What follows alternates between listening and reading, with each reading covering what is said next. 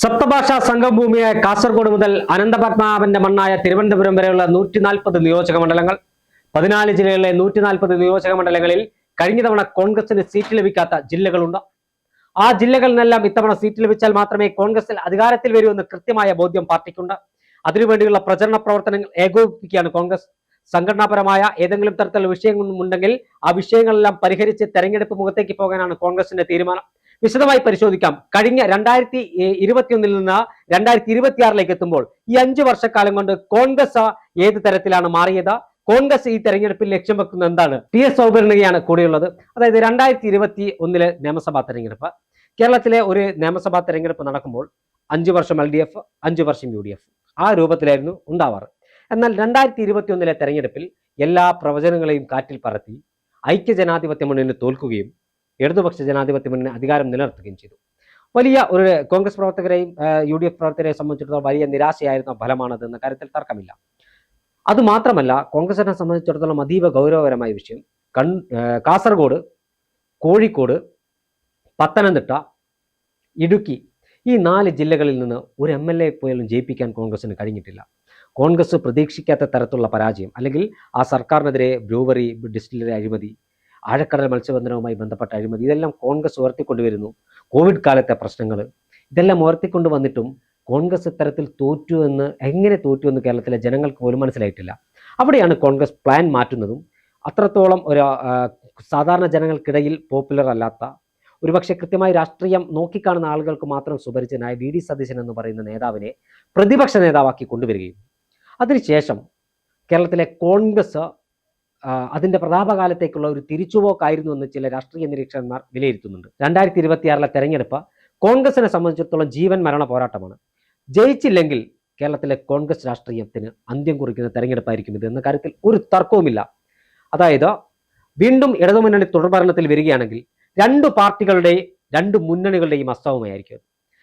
തുടർഭരണത്തിൽ വരികയാണെങ്കിൽ CPM സംഘടനാപരമായി അതിൻ്റെ ഏറ്റവും ശോഷിച്ച നിലയിലെത്തും. ഭരണം ലഭിച്ചില്ലെങ്കിൽ സംഘടനാപരമായി കോൺഗ്രസ് എന്ന രാഷ്ട്രീയ പാർട്ടിയുടെ ശോഷണമായിരിക്കും കാണാൻ പോകുന്നത്. മുസ്ലിം ലീഗിനെ പോലെയുള്ള പാർട്ടികളെല്ലാം അതീവ ദയനീയമായ ഒരു അവസ്ഥയിലേക്ക് എത്തും. അതുകൊണ്ട് തന്നെ ഭരണം പിടിക്കുക എന്നത് ഐക്യജനാധിപത്യ മുന്നണിക്കും, ഭരണം നിലനിർത്തുക എന്നത് ഇടതുമുന്നണിക്കും പ്രസ്റ്റീജ് കേസാണ്. 2 മുന്നണികളും ഇഞ്ചോടിഞ്ച് പോരാട്ടം നടത്തുമ്പോൾ ആർക്കാണ് ഈ സമയത്ത് മുൻതൂക്കമുള്ളത്? VD സതീശൻ മാജിക് ഐക്യജനാധിപത്യ മുന്നണിയുടെ പ്രവർത്തനങ്ങളിൽ പ്രതിഫലിക്കുന്നില്ലേ? തീർച്ചയായും VD സതീശൻ മാജിക് ഐക്യജനാധിപത്യ മുന്നണിയുടെ അല്ലെങ്കിൽ തെരഞ്ഞെടുപ്പിൽ സ്വാധീനിക്കും എന്നുള്ള കാര്യത്തിൽ യാതൊരു തർക്കവുമില്ല.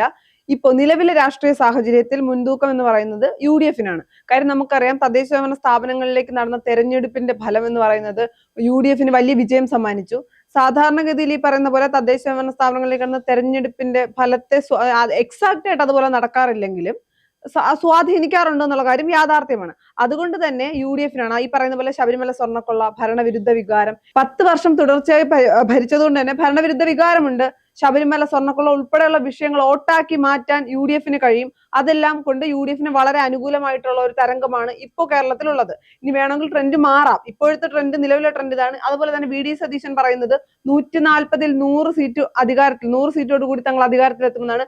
VD സതീശൻ പറയുന്ന കാര്യങ്ങൾ നമുക്ക് തള്ളിക്കളയാനാകില്ല. കാര്യം നമുക്കറിയാം, ഈ പറയുന്ന പോലെ VD സതീശൻ പ്രതിപക്ഷ നേതാവായി വരുന്ന ആദ്യ ഉപതെരഞ്ഞെടുപ്പ് തൃക്കാക്കര ഉപതെരഞ്ഞെടുപ്പ്, അതിനുശേഷം ഉണ്ടായ പുതുപ്പള്ളി ഉപതെരഞ്ഞെടുപ്പ്, നിലമ്പൂർ ഉപതെരഞ്ഞെടുപ്പ്, ഈ നടന്ന എല്ലാ ഉപതെരഞ്ഞെടുപ്പുകളിലും VD സതീശൻ പറഞ്ഞത് കൃത്യമായിരുന്നു. അത് കഴിഞ്ഞ് തദ്ദേശഭരണ സ്ഥാപനങ്ങളിലേക്ക് നടന്ന തെരഞ്ഞെടുപ്പിൽ 6 കോർപ്പറേഷനിൽ 4 എണ്ണം തങ്ങൾ വിജയിക്കും, 2 എണ്ണം വലിയ മുന്നേറ്റം ഉണ്ടാക്കും. അതുപോലെ VD സതീശൻ പറയുന്നത് വെറുതെ പറയുകയല്ല, വ്യക്തമായ ഡേറ്റയുടെ അടിസ്ഥാനത്തിൽ വ്യക്തമായി പഠിച്ച കാര്യങ്ങൾ പറയുന്ന ഒരു വ്യക്തിയാണ് VD സതീശൻ.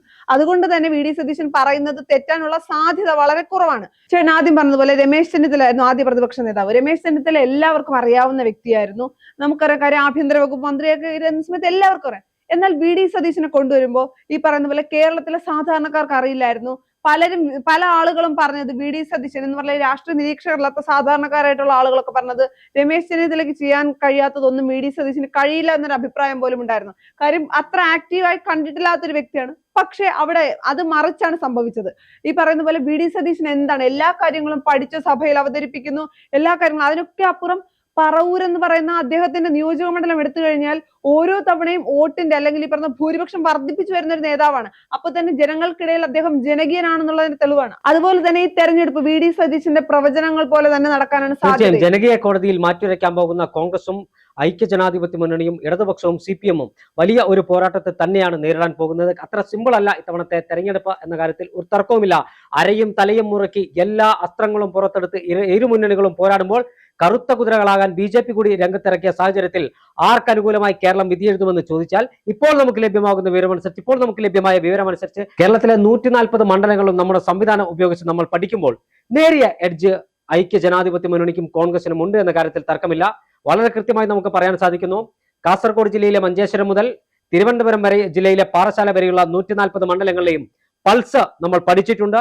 ആ പൾസ് പഠിച്ചതിൽ നിന്ന് നമ്മൾ കൃത്യമായി പറയുന്നു, ഒരു മുൻതൂക്കം ഇപ്പോഴും 85 മുതൽ 88 സീറ്റ് വരെ മുൻതൂക്കമുള്ളത് ഐക്യജനാധിപത്യ മുന്നണിക്കും കോൺഗ്രസിനും മാത്രമാണ്.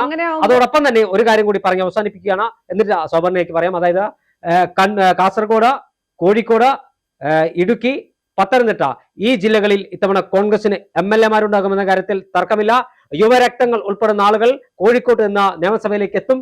ആ എത്തുമ്പോൾ അത് കോൺഗ്രസിന് വലിയ മുതൽക്കൂട്ടാകുമെന്ന കാര്യത്തിൽ തർക്കമില്ല.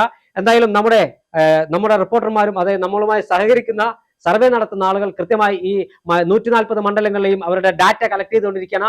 വരും ദിവസങ്ങളിൽ ഇത് സംബന്ധിച്ച കൃത്യമായ വിവരം നമ്മുടെ പ്രേക്ഷകരിലേക്ക് നമുക്ക് എത്തിക്കാൻ കഴിയുമെന്ന് തന്നെയാണ് നമ്മൾ വിശ്വസിക്കുന്നത്. അല്ല, അപ്പൊ മറ്റൊരു ചോദ്യം ഉണ്ടല്ലോ, 85 മുതൽ 88 സീറ്റ് വരെയാണ്, സർവേകളടക്കം 90 സീറ്റാണ് പറയുന്നത്.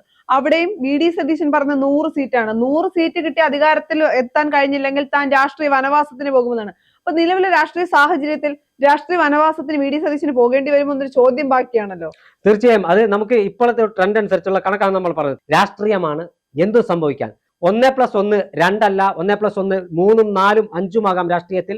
അതുകൊണ്ട് തന്നെ നമ്മൾ പറഞ്ഞത് ഇപ്പോഴത്തെ ഒരു ട്രെൻഡ് അനുസരിച്ചുള്ള കഥയാണ്. തെരഞ്ഞെടുപ്പിന് ഇനിയും ഏകദേശം 60-70 ദിവസമുണ്ട്. ആ സാഹചര്യത്തിൽ ട്രെൻഡ് മാറി മറിയാം. നമ്മുടെ ഡാറ്റ ശേഖരിക്കുന്ന ആളുകൾ എല്ലാ സ്ഥലത്തും ഡാറ്റ ശേഖരിക്കുകയാണ്. ഞാൻ പറഞ്ഞത് ഇപ്പോഴത്തെ ഒരു ട്രെൻഡാണ്. വരും ദിവസങ്ങളിൽ ഇതുമായി ബന്ധപ്പെട്ട കൃത്യമായ ട്രെൻഡ്, നമ്മുടെ കൃത്യമായി ഏതൊക്കെ മണ്ഡലങ്ങളിൽ ആരെല്ലാം ജയിക്കാൻ സാധ്യതയുണ്ട്, ഭൂരിപക്ഷം എത്ര, ആ എല്ലാ കാര്യങ്ങളും തീർച്ചയായും എല്ലാ കാര്യങ്ങളും നമുക്ക് പ്രേക്ഷകരുമായി എത്തിക്കാൻ കഴിയും. അതായത് വി ഡി സതീശൻ വനവാസത്തിന് പോകുമോ എന്നതൊക്കെ നമുക്ക് എന്തായാലും തെരഞ്ഞെടുപ്പ് ഫലം വന്നതിന് ശേഷം വ്യക്തമാവുകയുള്ളൂ.